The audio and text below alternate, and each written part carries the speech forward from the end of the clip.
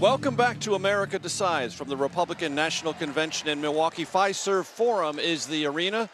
The Trump campaign is hoping that it can flip the battleground state of Wisconsin. Of course it is. Back to red this November. As I mentioned before we went to break, won it narrowly in 2016, lost it narrowly in 2024. I think some prescient insight into this matter. I want to bring in someone who knows a lot about Wisconsin politics. Wisconsin former Governor Scott Walker, who ran against Donald Trump in 2016. And I want to start there. Not that I want you to revisit that bitter period of time in your political life, but when you went into that campaign, you were known nationwide as the Republican Party's most successful fighter in battleground states against hostile Democrats and back and forth, and you'd won and defended a recall.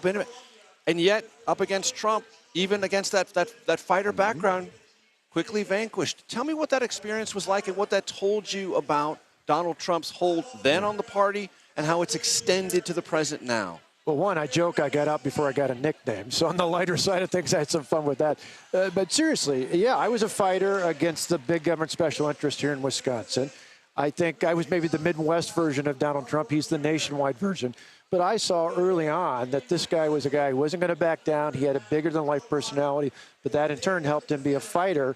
And where I saw the appeal, particularly in that 16 election, not just in the primary, but here in Wisconsin, was he was viewed as a fighter for everyday people who felt forgotten by all the politicians, not just Democrat, but Republican politicians, many camps in Washington, D.C. I think that's what won him in 16. I think a few of the suburban voters backed away from that in 2020 because of tone, not substance. I think the key is getting them back in 24. All right, so talk to me about tone. There's an effort here to make the tone sound different than even the speeches written a couple of days ago would have sounded. Smart?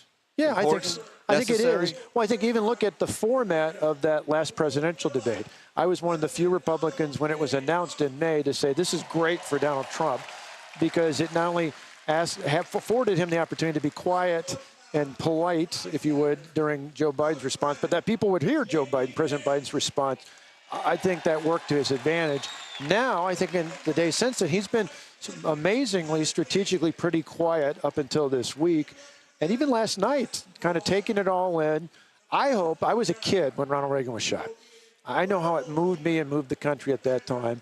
I hope it had a similar impact. Because Ronald Reagan said it was divine providence, the DP, that really didn't change his ideas, but changed the course of his presidency. I hope it has that kind of impact on Donald Trump. And he talks about that on Thursday night. Because I think there's a lot of voters who haven't closed the door on voting for him, but want to see not only who he is and what he stands for, but what kind of an impact that sort of life-changing experience has. Break it down for this audience, Governor Walker. The counties in Wisconsin and the margins that you're going to be watching every day from now until November 5th. Yeah, you've got Milwaukee and Madison, two biggest cities. Milwaukee, traditional blue-collar Democrat city, but on the margins you can do well. He makes inroads in the black and Hispanic community. That's big.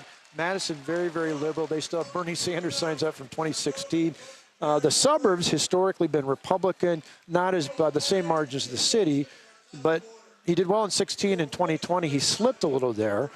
Why did he slip in 2020? All tone. You look at people who like the policies but didn't like the chaos, didn't like the tweets, didn't like the other thing. A lot of them are having buyer's remorse because their gas is up, their groceries is up, their mortgages are up. Those are real challenges. In the northwest and western parts where Sean Duffy, other members of Congress are now at once Democrat areas, those margins went up for Trump. If he holds those areas and can make just a bit of inroads in the suburbs, which I think he can, fight for them on high prices, that's the key to winning. The polling data here in Wisconsin has been toggling back and forth in the narrowest of margins, 1 or 2 points. What do you think the state of the race is in Wisconsin right now? I think it's razor thin. I won 3 times each with barely over 52, 53% of the vote, and that was generally considered to be a blowout in Wisconsin. So this will probably be another race below 25,000 votes out of nearly 6 million people in this state. They have the financial advantage big time. Massive amounts of money spent on grassroots efforts on the doors, by paid staff, by paid campaign offices. The latest public poll shows the enthusiasm for Trump is much higher with the electorate who are voting for him.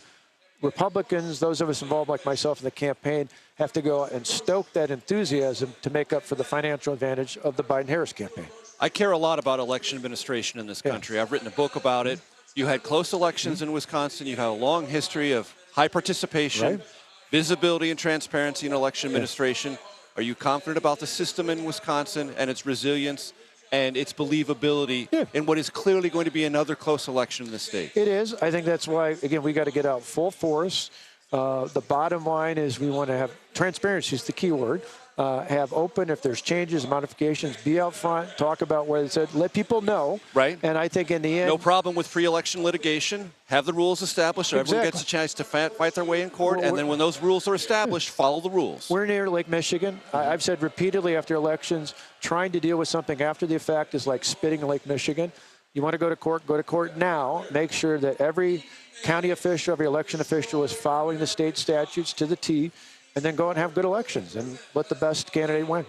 What do you think J.D. Vance does to the Trump messaging in Wisconsin? Well, it helps he's a Midwesterner. You know, we're in the Big Ten. We have a little bit of a clash between Ohio State and the University of Wisconsin. I've heard about that. I think I read right about in the papers. Exactly. But that aside, although it's like siblings. You know, you fight amongst yourselves, but somebody messes with someone in the Midwest, we're going to rally around. But seriously, I think a bigger thing to me than just the geographical significance is the fact of his life story. You know, in this state, like every state across America, when I was governor, one of my biggest, toughest issues, cross-party lines, was addiction.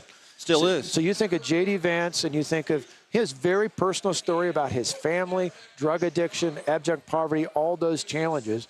I think that fits in with Donald Trump saying, I'm fighting for forgotten men and women of this country. A lot of them are in families like J.D. Vance's. In part of that Trump message, there is an immigration appeal that says he will engage in the largest deportation in the history of this country. Millions of people possibly put in temporary camps. Some people call those concentration camps. Are you in favor of that? Does that sound too aggressive for you and for voters here in Wisconsin? Well, I think the bottom line is we got to stop. We got to secure the border. There's a big difference between the millions of people who came in here legally on a work visa and maybe extended or expired that, and that's a separate issue to deal with, versus what we see, which is a full-scale invasion. And I You worry, are comfortable with that term invasion? I am. If you've got a border that open, we don't know who's coming in. I'm all for, I proudly tell with the young people I work with at Young America's Foundation, I'm proud of our immigrant past. I'm proud of the fact that America has more than 1 million people who legally immigrate to America every year. We have 4 times more foreign-born citizens than any nation in the world. I'm proud of my immigrants, and I'm proud of the people who recently came here. So it's not about immigration. It's about knowing who's coming in. And I look at that southern border. I've been there with Greg Abbott. I've been there repeatedly. We have people bringing in drugs like fentanyl. It could be just up the road here. It could be anywhere else in the country. Fentanyl is killing our young people, and that's why it's such a critical issue. Governor Scott Walker, I appreciate the time Thank you. and your insight. Thank you very much.